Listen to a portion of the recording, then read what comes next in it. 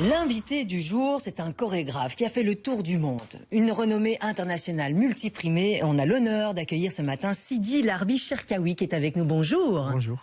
Et vous êtes là pour nous parler de Starmania. C'est l'événement du moment quand on parle comédie musicale. 40 ans plus tard, un peu de musique quand même pour se mettre dans l'ambiance. C'est parti. Quand on arrive en ville, tout le monde change de trottoir. On n'a pas l'air viril. C'était il y a 40 ans. Michel Berger, Luc Plamondon, Starmania, avec que des stars qu'on connaît aujourd'hui encore, Daniel Balavoine, France Gall, etc. Mais qui n'étaient pas à l'époque. C'est ça, qui ont lancé, c'est ça, c'était précurseur à l'époque. Vous avez repris ce fameux projet en main. Ça fait quoi quand on vous appelle en disant, t'as pas envie d'être le chorégraphe principal de Starmania, le grand retour? Vous avez ressenti quoi à ce moment-là? C'était assez émotionnel en fait, parce que c'est c'est une œuvre qui a tellement de... il y a d'un côté une sorte de nostalgie, en même temps il y a quelque chose qui est constamment présent. Et en même temps, ça parle du futur. Donc, c'est vraiment quelque chose qui a comme ça tout un registre qui s'ouvre. Donc, ça m'a rendu très émotionnel, en fait. Mais les codes ont changé. On est 40 ans plus tard. On a tellement les voix en tête, etc. C'est un peu flippant quand même, non? Il a fallu se réinventer. Moi, j'avais la chance de pas faire la mise en scène. Donc, ça, c'était pour Thomas. Joly, oui. Et Thomas Joly, qui a fait un travail sublime. Et puis, pour moi, c'était la choré. Et d'une certaine manière, faire la chorégraphie, ça me faisait moins peur, oui. Parce qu'il y avait un côté où il y avait encore des choses à réinventer aussi et trouver une manière d'aller dans le propos qui a quand même beaucoup de violence. Il y a beaucoup de violence oui. dans cette œuvre et il fallait trouver des manières de sublimer cette violence, de trouver une forme. Et il y a 13 danseurs, c'est ce que j'ai vu sur le site internet. C'est 13 personnes. Et comment vous avez travaillé avec elles? Ça s'est passé, ça a pris des mois et des mois, j'imagine. Surtout qu'il y a des Québécois et des Français et qu'ils n'ont peut-être pas tous le même niveau. Non, ils sont tous uniques. Ils sont tous plein de talent. Ils sont aussi très généreux. Donc ils donnent beaucoup. Et donc en travaillant avec eux, en fait, on a vraiment essayé de trouver une gestuelle qui est très contemporaine, qui est très d'aujourd'hui, des éléments qui viennent de la rue, en mixant des éléments de la télé, mais une télé du futur. Starmania, l'événement, ce seront les 12, 13 et 14 mai à Bruxelles, chez nous, à Forêt Nationale.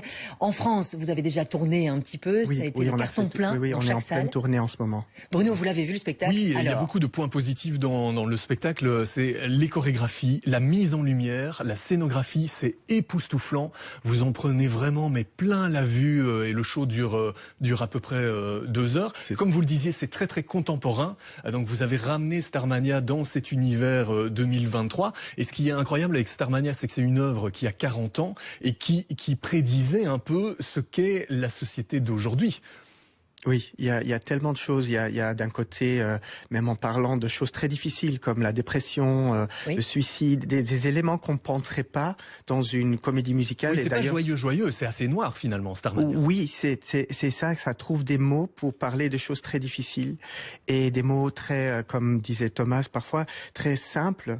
Luc Plamondon a trouvé des mots justes pour parler de choses qu'on vit tous dans nos vies et du coup tout le monde se sent, c'est très émotionnel, vraiment, je peux que dire ça parce que on est là, on est assis et on commence à pleurer parfois sur des éléments parce qu'on se sent abordé. Et vous avez travaillé sur la partition avec les artistes quand vous commencez à répéter, avec les éléments de décor aussi, parce que les éléments de décor sont aussi une des parties essentielles pour les chorégraphies. On va pas tout dévoiler, mais il y a par exemple une énorme structure au milieu de la scène. Voilà, vous jouez aussi avec les éléments de décor. Oui, en tout cas, on essayait d'intégrer cet espace qui est un espace. Emmanuel a fait un décor incroyable qui donne bouge. Vraiment. Oui, qui bouge et qui est très simple aussi, et en même temps incroyablement efficace. Ça crée une sorte de tour de Babel qui est très impressionnante. Et vous, en tant que chorégraphe, on le sait, ça va tourner partout, ça arrive chez nous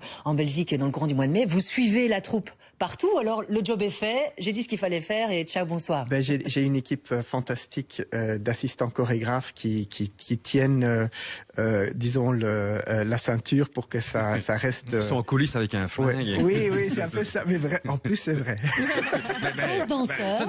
13 danseurs sur scène, ça peut paraître peu finalement, j'ai l'impression, pour un énorme show comme celui-là. Oui, mais c'est des vraies personnalités, ils prennent beaucoup de place. Donc, on voit pas à côté. C'est vraiment des gens magnifiques et j'ai hâte que vous le voyez ici. Mais vous avez dû tout inventer, parce que est-ce qu'à la base, quand le show est donné au Palais des Congrès en 1979, est-ce qu'il y a une chorégraphie dans la troupe originale avec il y avait des moments de mouvement et de danse, mais c'est vrai qu'on a un peu fait une sorte de tabula rasa, on a recommencé à zéro. De quoi? De tabula? Ah oui. D'une certaine manière, on a... Tabula, tout ça. Ouais.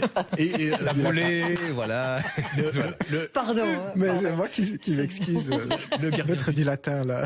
Non, c'est très bien, c'est parfait. Le gardien du temple, c'est aussi Raphaël, qui est le fils de Michel Berger et de France Gall, qui fait partie de cette aventure. C'est lui qui choisissait aussi certaines parties de votre travail. Il a été incroyable, ses retours sur chaque choix qu'on a fait artistiquement avec Thomas. À chaque fois, Raphaël était là avec une sorte de regard très très pointu sur des choses, en disant non, peut-être qu'on devrait faire ça, plus ça. Donc c'est vraiment un travail d'équipe et c'était très ça nous a pris du temps aussi à comprendre comment aller à l'essentiel des choses et en même temps être quand même assez grand. Starmania, la comédie musicale qui revient 40 ans plus tard, extrait de la bande-annonce.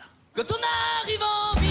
Starmania, l'opéra rock créé par Michel Berger et Luc Plamondon il y a plus de 40 ans, actuellement sur scène.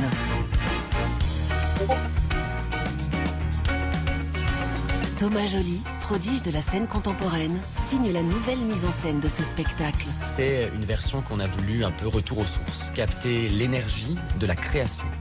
En 4 décennies, Starmania a réuni plus de 6 millions de spectateurs et fait chanter toutes les générations. Quand on arrive en ville, Le Monde est Stone, SOS d'un terrien en détresse et bien d'autres titres devenus cultes. Oh oui, madame, bien d'autres titres devenus cultes. On connaît tous par cœur, c'est ça qui est fou dans Starmania, c'est qu'il y a au moins 10 tubes. C'est vraiment une comédie musicale qui a perduré et qui a traversé les décennies. Luc Plamondon a collaboré, c'était son idée de revenir 40 ans plus tard. Quel rôle il a exactement dans ce projet? Quelle place? Moi, par exemple, j'ai rencontré Luc en 2013 déjà. Il y a 10 ans. Donc c'est lui qui vous appelle pour Starmania? En fait, il était venu voir des spectacles que je faisais en Suisse et on a commencé à parler. Puis il était très intéressé à que je fasse partie de l'équipe artistique déjà il y a 10 ans.